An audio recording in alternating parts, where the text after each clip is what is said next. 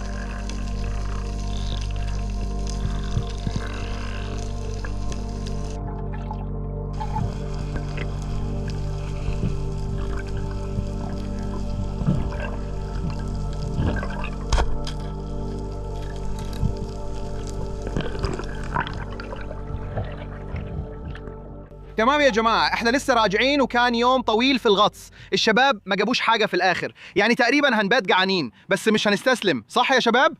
مش هنستسلم. ايوه، اظن هنتقابل بكره، هنتقابل مع الشباب تاني بكره، وهنطلع نصطاد في اليوم التاني. مستحيل نرجع يا شباب والمركب فاضيه، ده مش هيحصل.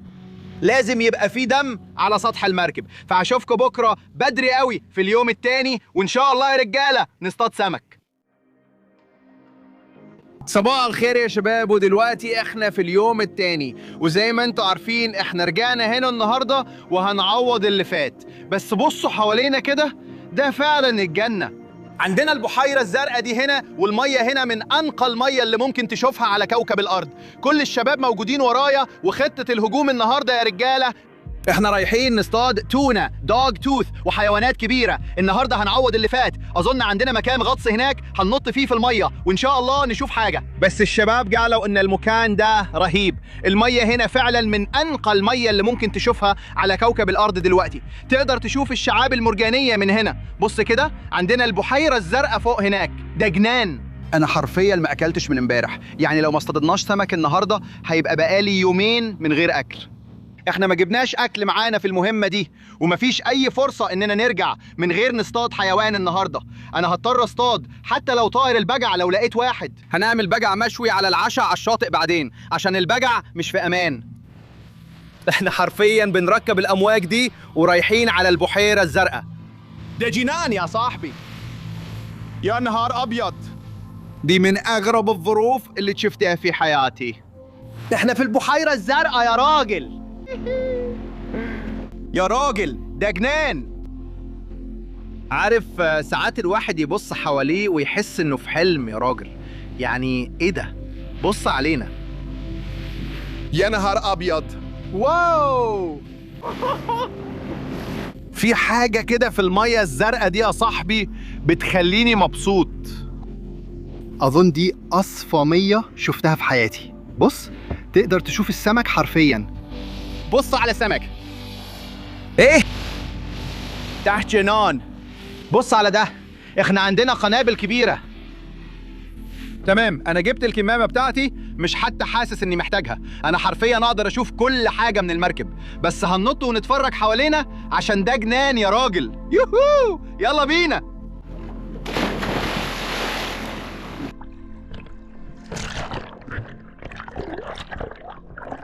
العيال ادوني بندقية عشان أنا لسه شايف سمك عند العوامة دي بالظبط. يلا نشوف في إيه تحت، يلا بينا.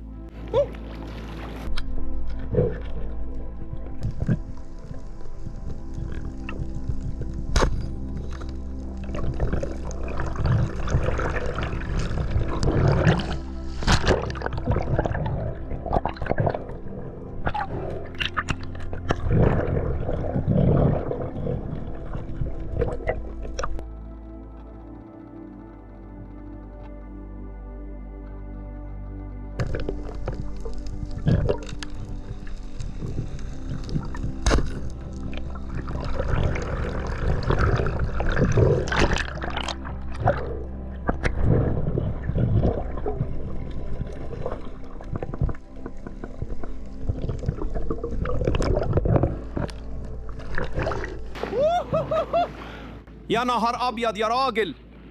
يا جماعة العمق هنا تقريبا 1 متر بس، وفي سمك في كل حتة حرفيا.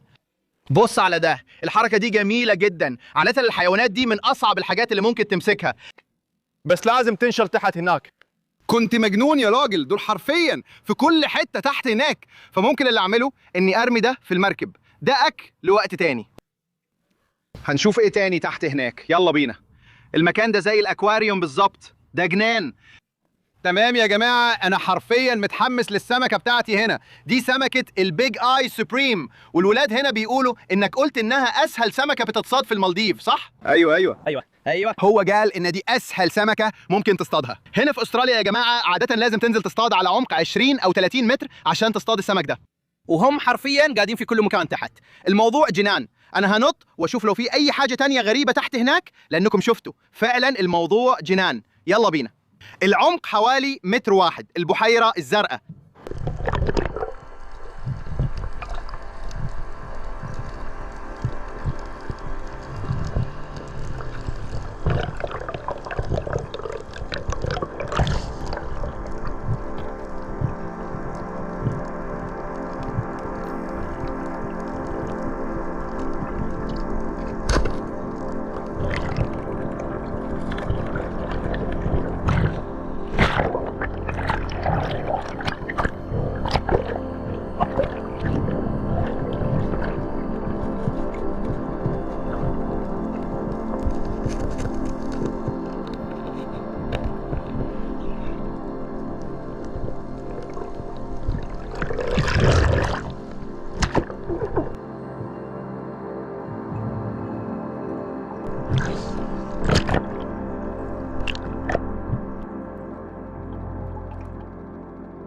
يا جماعة بصوا على ده هنا، احنا فعلا مطينا جوه البحيرة الزرقاء وجبنا اكل. ده هنا يا جماعة اللي بيسموه سمك النهاش الاحمر. بصوا قد ايه السمكة دي شكلها غاضب. في استراليا احنا بنسمي السمكة دي النهاش الاحمر، ومش ناس كتير بتدور عليها لانها فيها نوع من السم.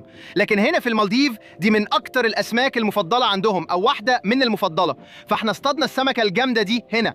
فعلا السمكة دي قوية يا جماعة، وكمان جبنا السمكة دي اللي بنسميها دانس كبير العين أو موس. تقدروا تشوفوا ليه عندها العين الكبيرة دي هنا.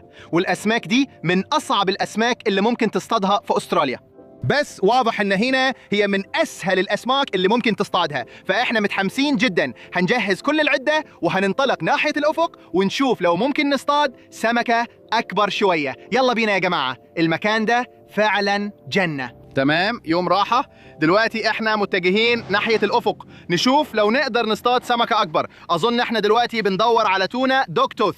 يا رب ما اغرقش، يلا بينا. شوية من الشباب اللي على المركب قالوا كده حاجة. أول حاجة، واضح إن في قروش كبيرة هنا، وكمان بص على ده حرفيا اللي بنستخدمه عشان نوقف السمك ده، العوامات الكبيرة دي. أظن كل واحد فينا هيبقى معاه حوالي 3 من دول، وبيقولوا إنهم بيطلعوا سمك يوصل 70 أو 80 كيلو. هنا مستحيل أقدر أوقفه. العوامات دي هي، أنا على وشك أنط في المية وأشوف ابنها. بو إيه الحاجات دي؟ إيه دول يا حبيبتي؟ دي واحدة جديدة. نسي شورت البحر بتاعه في المركب، هيحاول يصطاد تونة دوكتوز وهو لابس جينز يا صاحبي. لو عمل كده والله دي أول مرة في العالم. ده حرفيا المكان اللي كل السمك قاعد تحته، سرب الطعم الكبير ده. يلا نجهز نفسنا، يلا بينا. جاهزين؟ وقت المعركة. تونة دوكتوز. شكرا يا أخي.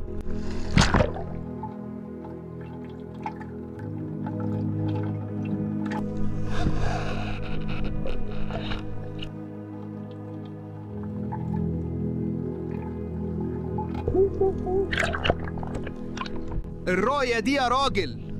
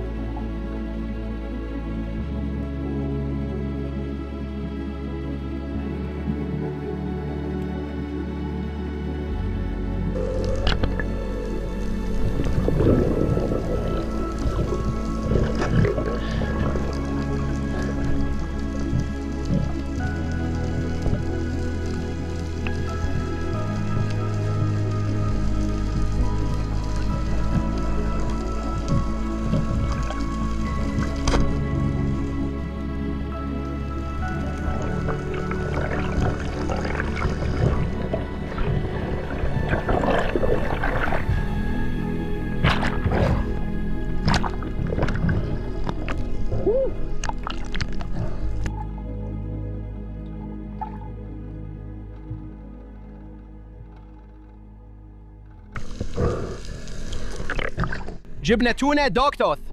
يوهو، اتفضل يا اخويا. يوه، ايوه يا باشا. ايوه ايوه ايوه يا اخويا، شكرا جدا. ده بس سمكة صغيرة هنا، بس زي ما انتم شايفين ده تونة دوغ توث. بوسوا على السنان هنا. يوهو. دي اول مرة اصطاد فيها تونة دوغ توث.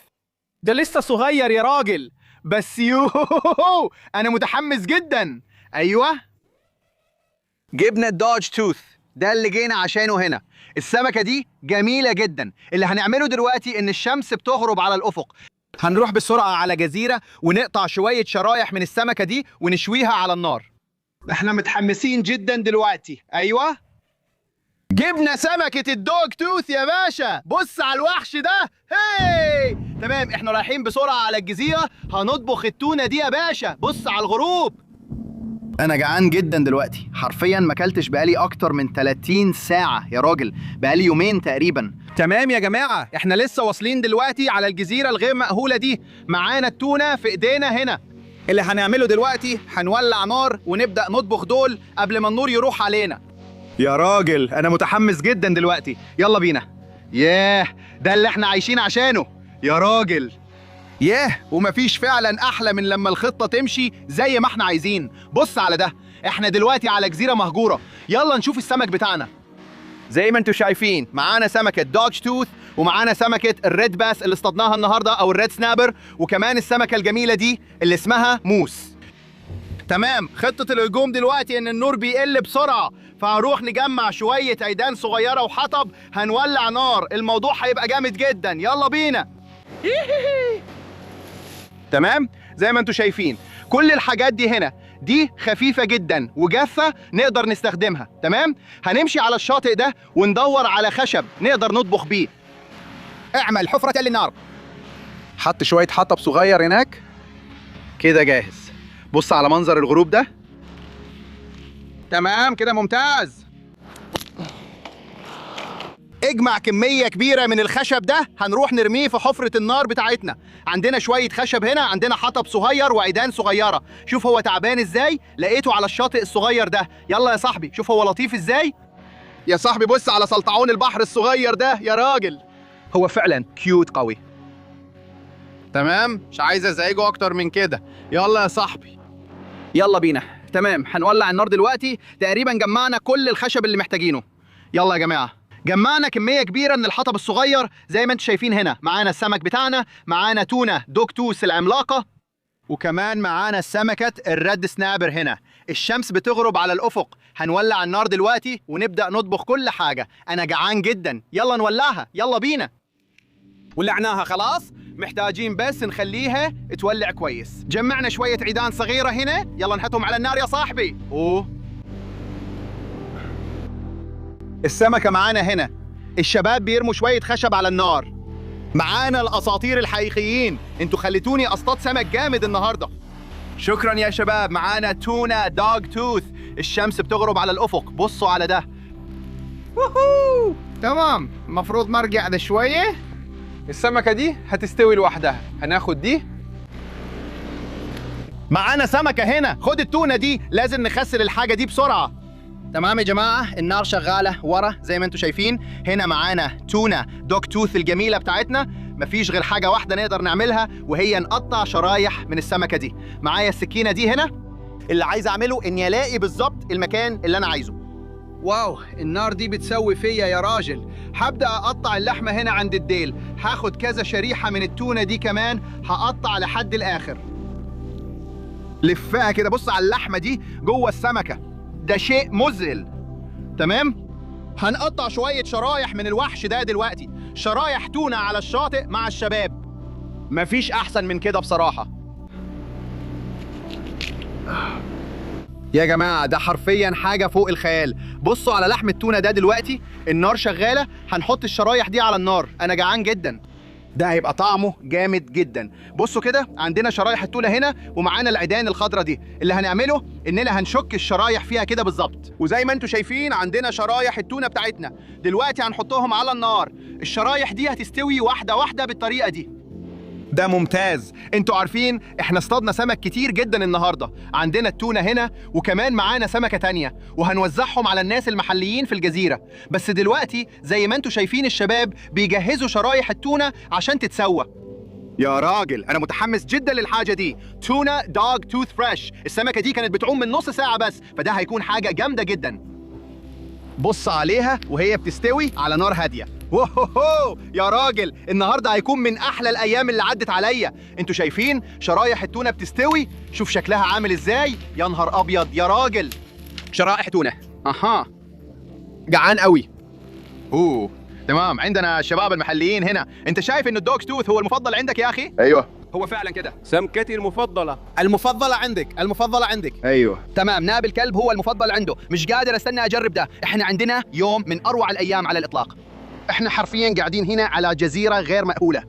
ده اللي احنا عايشين عشانه. ياي بصوا على ده يا جماعه.